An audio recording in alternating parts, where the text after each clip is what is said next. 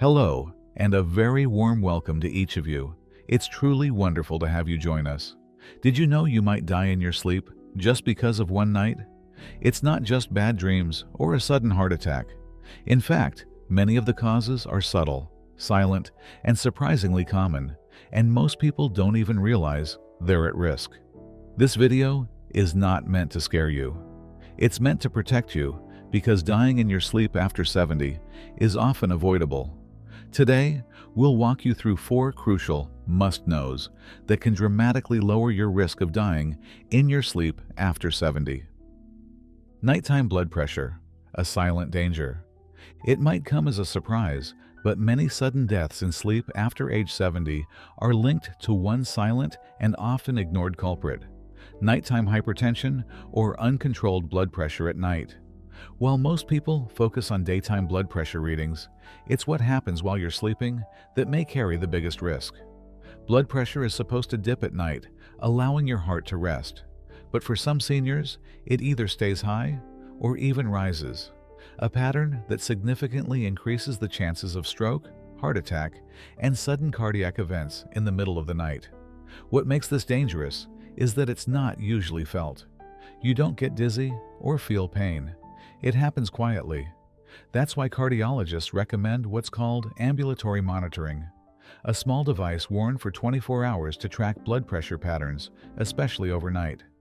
If you've never had your blood pressure monitored at night, it's worth bringing up with your doctor, especially if you're waking up suddenly, having vivid dreams, or feeling fatigued even after a full night's sleep. A simple adjustment to medication timing, or even lifestyle changes like evening walks or limiting salt at dinner, can shift your body back into a safer rhythm. Your heart needs rest just like any other muscle, and if it's overworking while you sleep, the consequences can be devastating. Recognizing and managing nighttime hypertension is one of the most effective steps you can take to avoid dying in your sleep after 70.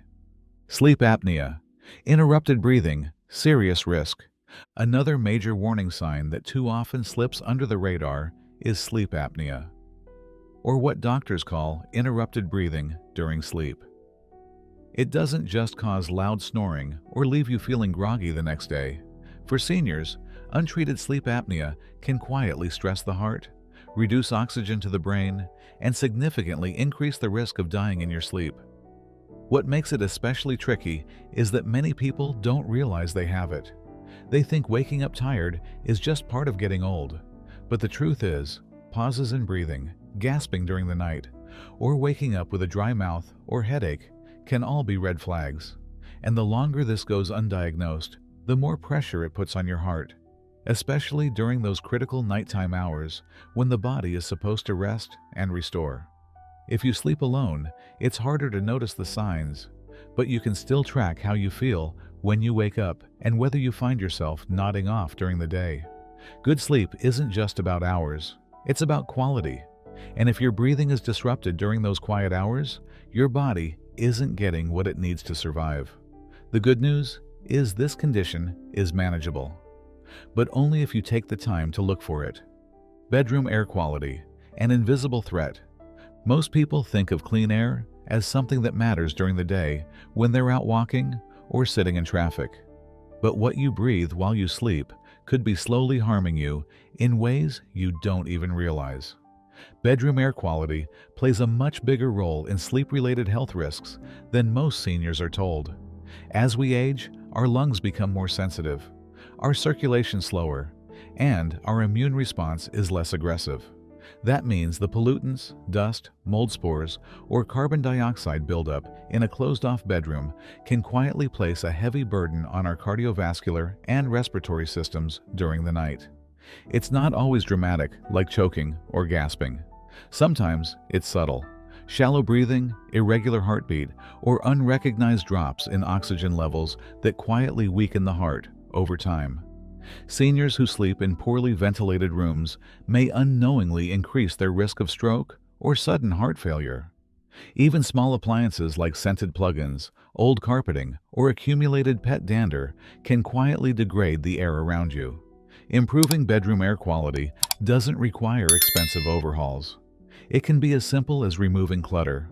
opening windows daily, avoiding synthetic fragrances, using a high-quality HEPA purifier, or checking for mold and mildew near windows or baseboards. It's not just about comfort. It's about survival. Your body heals and recovers during sleep, but if it's battling invisible toxins all night, it's not healing. It's surviving. And that stress adds up. Infrequent nighttime movement, a critical signal.